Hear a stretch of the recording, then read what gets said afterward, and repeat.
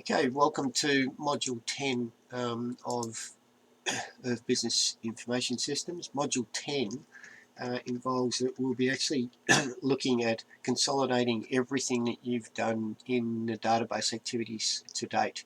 So if I go into the module itself, the workshop material link is the one that we'll be using for the two activities for this week, which is Activity 0 and Activity 1. Don't forget to do the test your knowledge. They're the MCQs or questions, typical things that could be asked within the exam and in week 12. So if I go into the very first activity, Activity 0, I will be covering Activity 0 in this session. Activity 1 will be left to you guys to do on your own and just to follow the instructions in Activity 1. If I look at the page here, it's about managing your database. So what you need to do is recap on all of these, all of this functionality you should know for the test upcoming week 12, right? So you have to know how to create forms, subforms, queries, and reports, which consolidates everything that you've done so far in the course for databases, right? We're actually now going to be going through Activity 0 here, and Activity 0 has a bunch of questions for you. You can go to that page and have a look as I run through the video for these activities. But before we start, just to show you, this is the database that we'll be using. So training 3-1. You notice here, don't think there's two versions here. This is the lock file, the little L, and it's 0 bytes, right? Which means that I already have it open. And if I have a look here, I've already opened my database ready for me to work. You notice in the database itself, it's populated with tables, and the tables have data in it. So just for this exercise, we'll be looking at how do we finish off creating the database after we design portions of it using things like entity relationship diagrams. So we will be following these activities, the points within the activity, 1, 2, 3, 4, 5. I'll just switch over and I'll actually cover a little bit about what are entity relationship diagrams and so forth before we actually begin, right? So these are the things that you have to know, which are important for designing a database. So designing a database implies that we have to know things like relationships, what are relationships, what are cardinality of relationships, primary keys, foreign keys, and so forth. And I'll just cover that before we start doing hands-on. So here I go. What I've done is I've just created a few entities here, and mind you, remember that each entity becomes a table within the database. So like here I've got course, and I've also got code here. So these two entities would become two separate tables within a database. So an entity is a table in a database, and obviously an entity has attributes which describe the entity, and attributes become fields in a table. And we'll just do the relationships right now. So for this for database design, we have to know three different types of cardinalities of relationships. So effectively, a relationship between two entities is just a straight line, right? But if someone asks you what is the relationship or the cardinality of a relationship between two entities, then I'll just go through the three different types. Here is a one-to-one relationship, and this is the way you draw it, right? They're the cardinalities. I'll be listing them here, the three, but I'll draw it in. So here is a one-to-one cardinality of this relationship, right? So this relationship here means that I have one course, and that course can only have one code, right?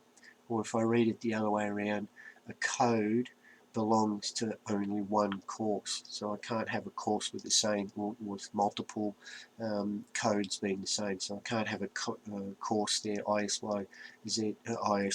3 or 2056 listed twice, which is a one-to-one relationship. Right?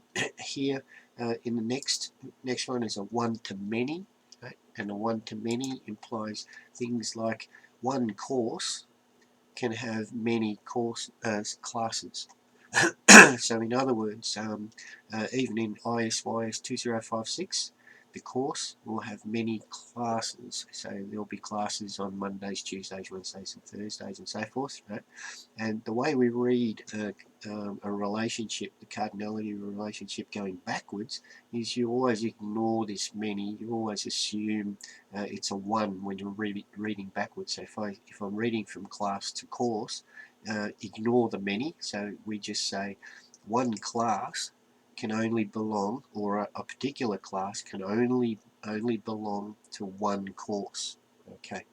So if I read it from course to class, it's one, so it's always a one, irrespective of many. So a course can have many classes. So it's a one-to-one cardinality of this relationship, one-to-many, sorry, of this relationship. And the last one is a many-to-many. So I can have, obviously, like in university, we can have many students, and the students will actually go to many different courses, and the courses will have many different students. Right? So the way we draw that is we have the crow's feet on both ends, and the way we read it, I'll go from course to student, is that one course, I'm ignoring the many, so a particular course will have many students assigned to it. And if I read the other way around, I ignore this, a student can belong to many courses.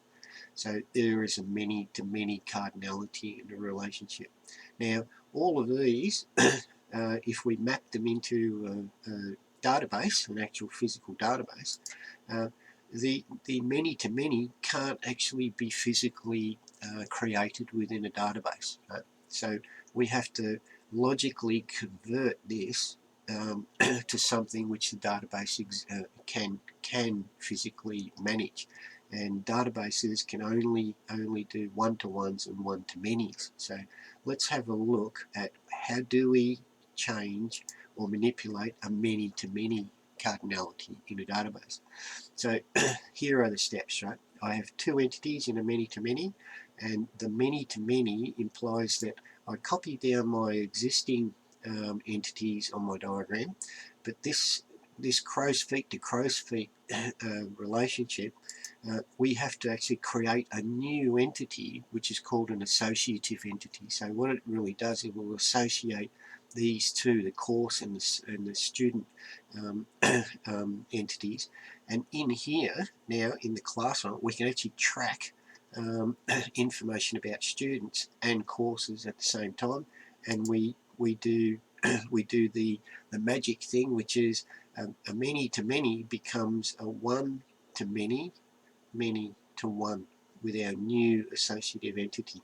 So hopefully you caught that. So because we can't physically map a many-to-many within a database, the many-to-many means that we have to create a new entity in here, which is an associative entity.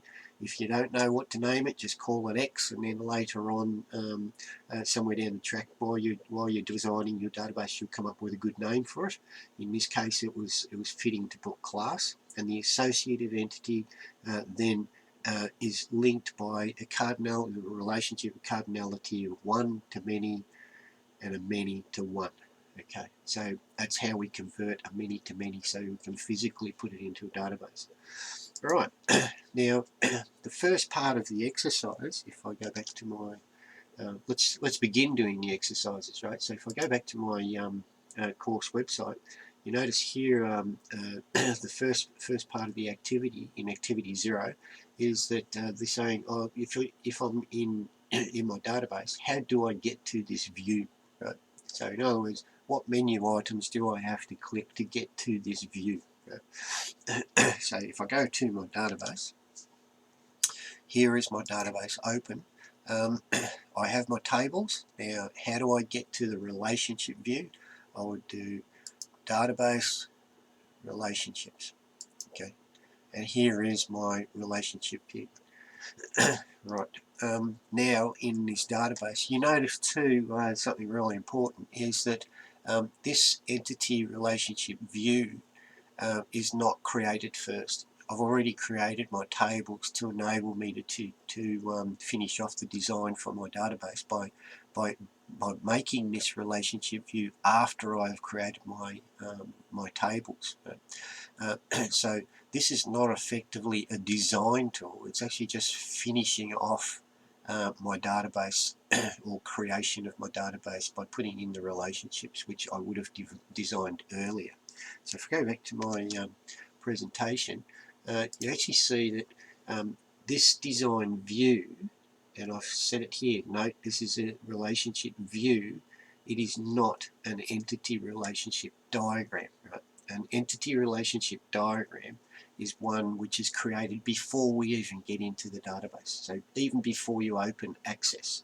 All right. Now, the first exercise that we're asked to do is to actually draw an entity relationship diagram using this view.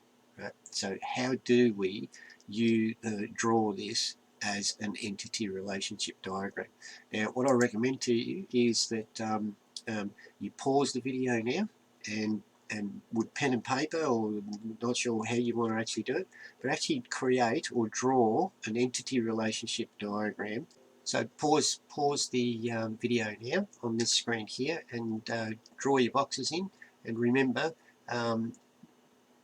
entity relationship diagrams do not have ones and infinities, right? You should now know what, from the just previously, which I just did, what these should look like. They're a slash with a crow's feet. So anyway, pause the video and I'll be back in a second. So just to see how you went.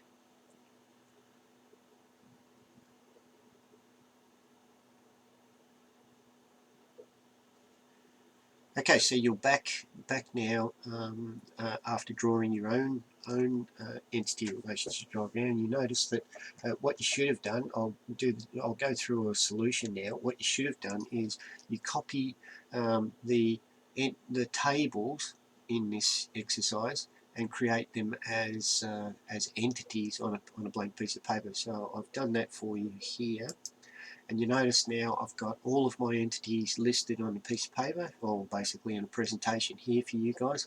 And it's a matter of seeing that this entity is actually a table within, let's say class, is a table within the database.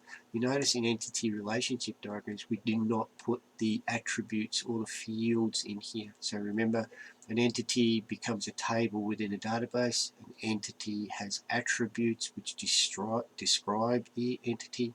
The attributes become fields within a database. And now it's a matter of us completing the relationships between our entities so that we actually create a functional database. Right? So let's start here. I'm going to start with the provider. And the provider, we know providers are people who provide courses for us, right? So they're suppliers of courses, and I know a particular provider will actually provide me with a number of different types of courses, which means the cardinality of the relationship should be a one to many. So a provider will supply me with many different types of courses. Right? And obviously a particular course, one course, we ignore the many, one course in my uh, in in my academy, I suppose, I'm getting a bit tongue twisted, but a course in my academy is supplied to me by one provider. Okay, so I can't have two of the same courses coming from a particular provider. Right? So the cardinality is one to many. So let's have a look at course, and we know a course will have many classes. So one course will have many classes assigned to it, and a class, particular class in our academy will be assigned to one course. Right? And now we also know that classes will have attendance, right? So a particular class will have many attendants. So one class will have many attendances, and who are attending this? Clients, right? So every one of the attendants, so if I have a checklist in my class to say who actually is in my class, I would be checking off the names of clients, right? Which means every attendance, ignoring this, every attendance will belong to one client, right? But a client can actually attend many classes, right? So you can have many attendances to a class, right? And a client, obviously, when we actually have clients, we want to give them things like discounts and so forth. So we give them memberships. So a client can actually have many memberships. And why is that? Like, they won't have many memberships at any one time, but let's say over time, a client joins our academy. Initially, they might have no membership. They'll have like no discount type memberships, or let's say bronze, right? So and then 3 months later they decide to upgrade to a gold or something rather, or silver.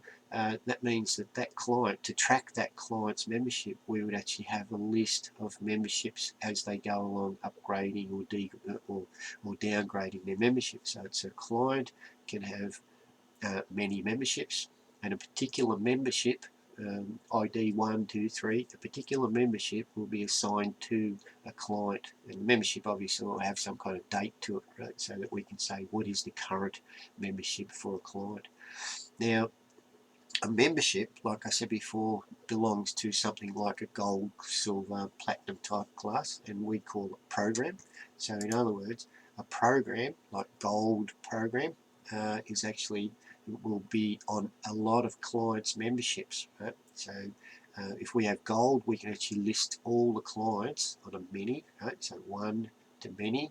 We could list how many clients do we actually have on gold membership or platinum membership, right? So it tracks our information there that way. And the last one obviously is we want to invoice our clients. So a client will actually be invoiced many times, right? So if it was a one-to-one, that means we only give them one invoice, and that would be it. Probably a lifetime membership that would be. But in this case, we know each client will have many invoices, and a particular invoice, so an invoice ID 1356, will actually belong to one client. So there we have now completed our entity relationship. Now what I'd like you to do is for the next for the next exercise, we can actually see that the question was to list, to have a look, and actually now you know that we can't map a many-to-many relationship when we had to convert it. Can you actually recognize within the entity relationship diagram, and I'll switch back to my presentation, can you actually recognize in the presentation the effective many-to-many relationships in here? Cardinalities of relationships. So which of these entities are actually in an effective many-to-many? So pause now and have a look, and I'll come back in a second.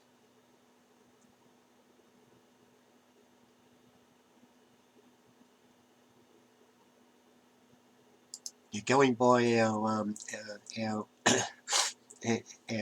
demonstration just a little bit earlier. I can actually tell you that, and you should notice it already, a many-to-many actually became a one-to-many, many-to-one. So effectively, the first one you should have picked is that there's an effective many-to-many relationship, many-to-many cardinality relationship between class and client. And this guy here is, you should already know what the name of it is. It's an associative entity, so it associates the two and keeps a track of the many list. So this will be an extremely long list of IDs keeping track of the many. So a class can have many clients in it, right? And a client can actually attend many classes as well, right? So this is an effective many. And the other one, which you should have picked, was here we've got a one-to-many, many-to-one. So there's actually an effective many-to-many relationship between client and program. So clients, we could have one client who had different as he upgraded or as they upgraded their membership, there'll be records of the client going through the different stages, or a program can actually appear in many clients, like they may all have a gold card, right? A lot of gold cards, a lot of platinum cards, and so forth. So this is effectively a many-to-many relationship, with membership being the associative entity. Hope you got that right. Now, the next exercise within within the activity says list all the primary keys and the foreign keys for each table in the relationship view. Right? But what I'd like you to do is use the entity relationship diagram which you actually created, and list the primary keys and the foreign keys next to the entities on your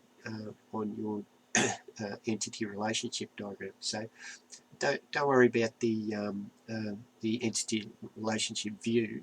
Don't try to redraw that, but use the entity relationship view to actually see what are the labels or the primary key parameters that are actually already assigned to these. So what I'd like you to do is pause now and actually write down beside all of your entities the primary and the foreign keys that you know exist in this database. Yep.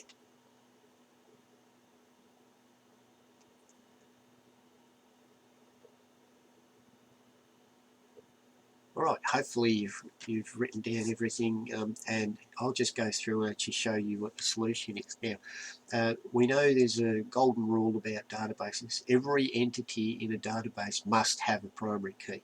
So that's a given. So it's a very quick and easy solution. So here are my primary keys, and I've copied over the IDs which exist in the database already, right? So I know provider will have provider ID, and you notice I've put a little PK right beside all of these, and that's a good idea to do that, to highlight PK for primary key and FK for foreign keys, right? So if you're actually doing a test or exam and they ask you for primary key, foreign key, you must identify them by a PK and an FK, right, in the diagram. Otherwise you lose marks, right? So we know that every single entity has to have a primary key, at least one. You'll probably see in advanced databases they're called composite keys. If you have two or more primary keys, they make a composite primary key, but not worried about in this course. So everyone has a primary key. Now let's go through and actually see where are the foreign keys. Now before we start, the golden rule, or the rule of what is a foreign key, right? Foreign key, here is the definition. A primary key, the primary key of one side of a relationship, becomes a foreign key on the many side of the relationship. So what does that actually mean? So here I've got a one to many. So on the one side, the primary key will become a foreign key on the many side. So effectively I'm copying the primary key, and I'm moving it, or not moving, I'm copying it to the many side of the relationship, and I create a foreign key. So this course will have to have an ID or a field called as a foreign key, provider ID. So it's actually the same as the primary key. So the primary key becomes, from the one side, becomes a foreign key on the many side. Okay, now we have here the course. Course has many classes, which means the primary key on the one side becomes a foreign key on the many side. So I'll get course ID. It should have been course ID. Doesn't matter. Anyway, you get the idea. So course ID becomes a foreign key on the many side. Now here we've got another one, so one to many. So I know immediately that class ID will become a foreign key on the many side. Now here's the interesting bit, attendance, right? So I know client over here, so client on the one side, client ID will become a foreign key on the many side, all right? And obviously this guy client has all ones, right, which means no foreign keys. Over here we've got another many, which means the client ID, the primary key on the one side, becomes a foreign key on the many side. And I'll quickly just do, now you get the idea, I'll just fill in the others because you know membership here, the program ID, right, foreign, the primary key on the one side becomes a foreign key on the many side. So membership here has the two foreign keys. And the last one, client ID primary key becomes a foreign key on the many side. So there is the solution for primary and foreign keys. Now these would become fields within the tables within the database, but we don't draw these on an entity relationship in this course. All right. Okay, let's move on to the next exercise. Right. Here is a little trick question for you, and I'll give you a second. How many, here's the question, how many foreign keys are actually in entity Y? Think about it. Okay, you should have got the answer already, and it's really easy to see.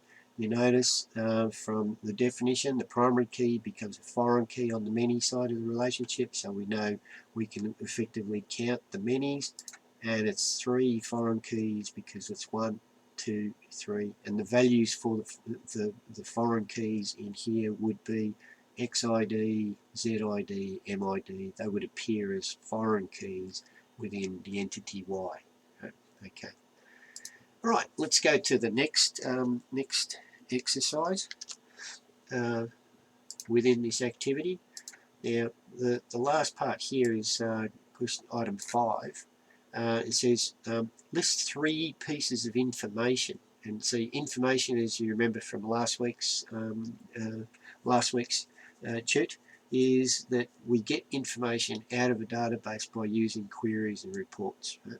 So we can effectively use this database to get information out using queries and reports. So let's go back to the presentation.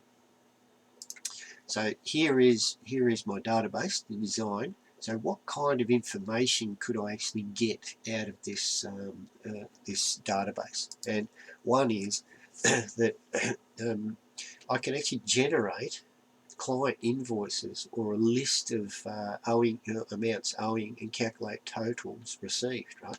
So effectively I can actually create invoices for clients and then calculate how much is owing by the actual figures that are stored within the client. Information would be their names, addresses, who to actually send the bills out to.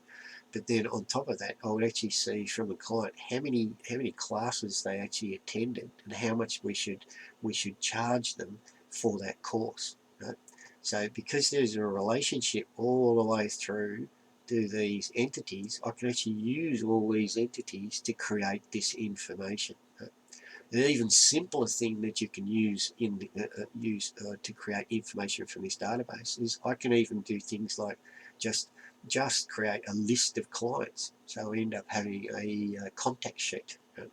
Or I can even do things like list my clients' memberships that they have. Right? So give me a current list of clients of current memberships. Right? So I can calculate what sort of discounts I'm actually giving these clients. Right? So let's have a look here. I can also do things like list all the classes and so I can list all the classes and what classes what course they actually belong to. Right? So in effect, I can actually say how many classes are actually running for a particular course. Right? So I can count the amount of classes, and if there's data in here to say how much this class costs, I can actually not count, I can add up how much I'm actually making for a class by the number of attendances. Okay, so it's a bit more information. And the last one, obviously, I can even do things like instead of adding values within these entities, I can actually count. So I can say for a particular course, how many attendances, right? And if I compare for different courses the attendances, then I can find out what is the most popular. Yep. And by that, then I can actually say for that course, who is the provider, the supplier of the course. They must be more popular than others. Right? And so you can see, because of the relationships, that's the important thing about the database. Because of the relationships, I can get information from even thing, like in-depth information by tying the data of the data which is in the database into some kind of query or a report to get proper information from. You know. All right, let's go to the last part of the exercise here, and we're going to really quickly just cover these guys, and then you can spend other time to do the activity too. I'll just pause here for a second. So in this next bit of the exercise, the first part says open each table and examine the records, right? The fields and records contained with them. Now we have to know that fields means attributes in the entity relationship diagram, and records means a row of data within a particular table. And we'll have a look at the different data types and so forth. So order, number, text, and so forth. So let's just switch over to the database. So here is my database. I can actually go in and actually have a look at these. If I double click in here, I can actually look at the data. So attendance really doesn't give me much information. I can go to class here. It gives me information about what location and so forth. If I go to client, let's just have a look at client. So, and I'll go to design view. So I can actually go to design view, or I'll just click the ruler here. And you notice with the client, I've got an ID, which is an auto number, and we should now know auto number means that the database will actually control this value for me, right? So it's automatically generated. Now I can show you that here by just going to the program. Let's do something simple. It's got a number of points. So here, if I wanted to actually type in a value, I would actually come into a problem, right? Because it's an auto type, right? Here, and I know it's a primary key here. So this field is an auto number, and auto number means that if I go to a new record, if I just click in here and I just type something, doesn't matter, right? You notice immediately the database has assigned a new ID for me. I don't have to worry about that ID, so it's an auto number, right? And you notice the little pencil here means that I'm actually editing this record. If I click away, it's been saved in the database. Right? Okay, auto number increments as we go along. So if I actually deleted this record, yep, I'm about to delete, so I delete. Now watch, if I want to enter a new bit of data again, you notice it will never use the same ID again. It'll just keep incrementing forever and ever until the end of the long integer range. I think it's 47 billion or something. Right? Anyway, so auto number is controlled for me. Right? That's a data type. So let's go back to the client. Other types that we've got here are first name will be short text, and short text, you noticed here the properties for the data type or the field is field size says 255, and that means 255 characters. So if I wanted to type in more than 255, I would have to go to long text. And 200, if I actually leave it at 255 and then I'm entering somebody's name and I try to type in 300 characters, I'll just get the dreaded ding ding ding ding, right? So it limits me. Other things you should know here is the format command, and in previous exercises we did the greater than sign to make it capital, so I can see names in capital, or less than for all lowercase. And other things to remember is the input mask, default value. Have a look at your own notes afterwards if you actually still don't remember it. Required, whether something is required or not, which means if I'm creating a new client, do I have to enter this particular field in? So here, if I said yes, you must, it's a yes for first name. So if I'm going to type in a new client, I must enter because it says required, I must enter the name, right? And obviously first name, we don't leave 255, we'd leave it at something like 50 or something, right? So 50 characters min, so don't allow people to put huge names in, limit them. The other thing to remember is postcode.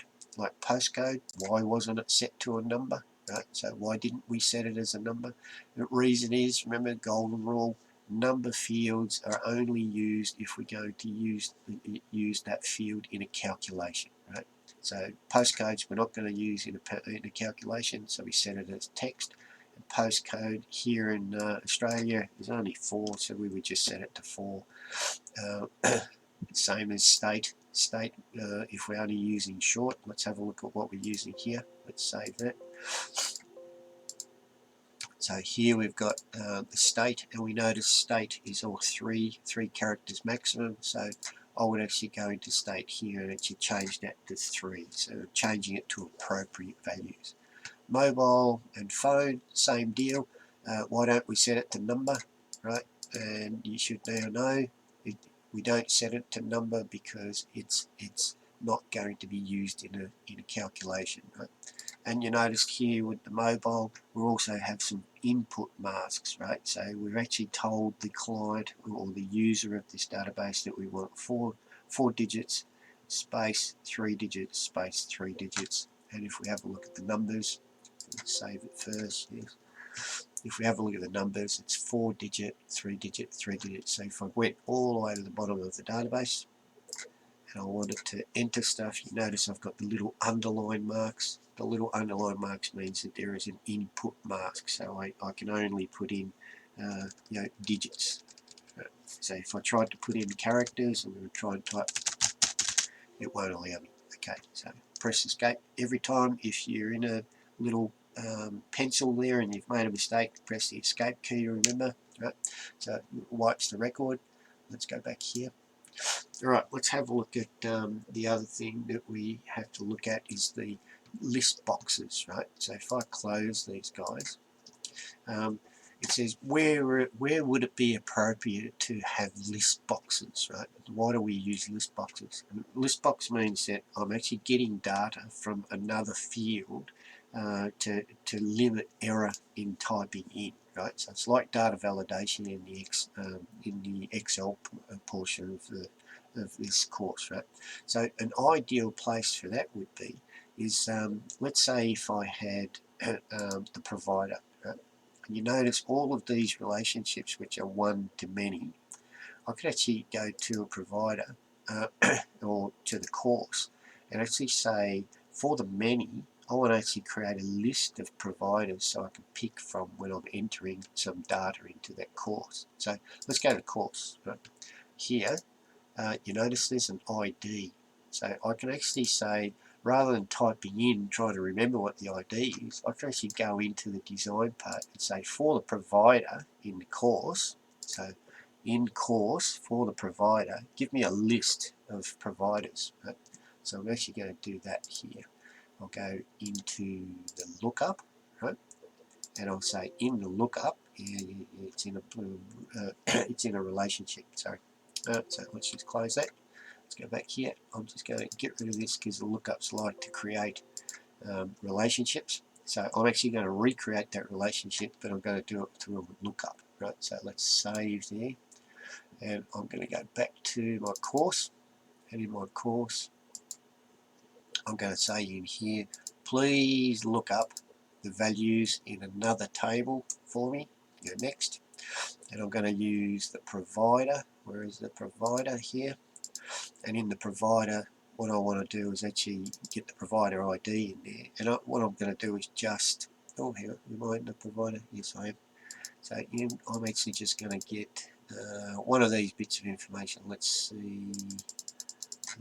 Well, let's do last name. Let's just do last name, right? So from this provider, and I'm going to say, sort my last name. So it looks like this. And say, okay, finish. Yep, and I'm going to save all that. Now, if I run this guy, right, I can actually go to the provider. Instead of remembering the IDs, I can actually pick from a list. Right?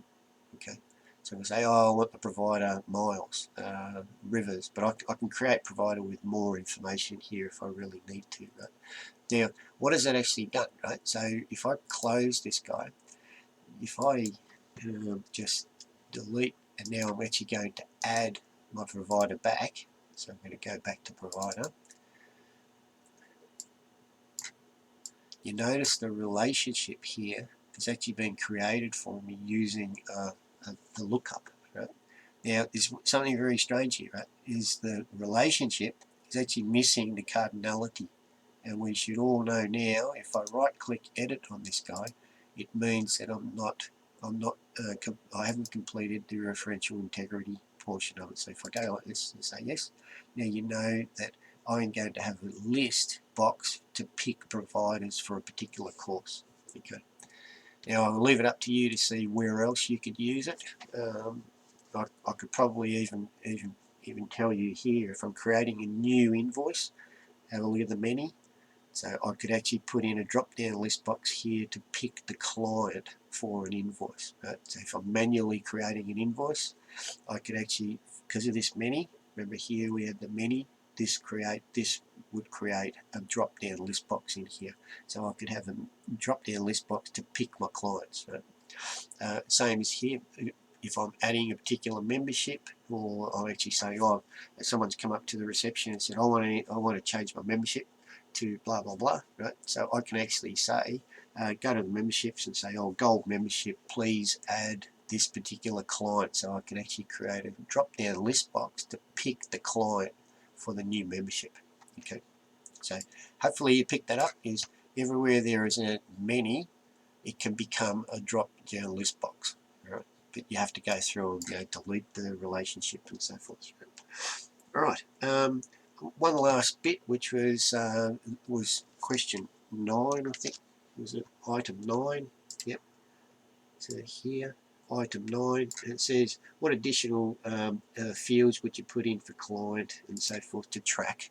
So if I go to my database and actually look at the client, you notice the client's got first name, last name, address, and so forth. But the only thing that I could quickly think of, you might have other ideas, but in here I wouldn't mind tracking the payment type for a client. You might want to put more in there, like spouse information or birthdays and all that sort of stuff if you want to. But important thing would be payment. So for myself, I would look at payment type and I would create a new table here to say payment type, and would be things like PayPal, Visa, MasterCard, all that sort of stuff, right?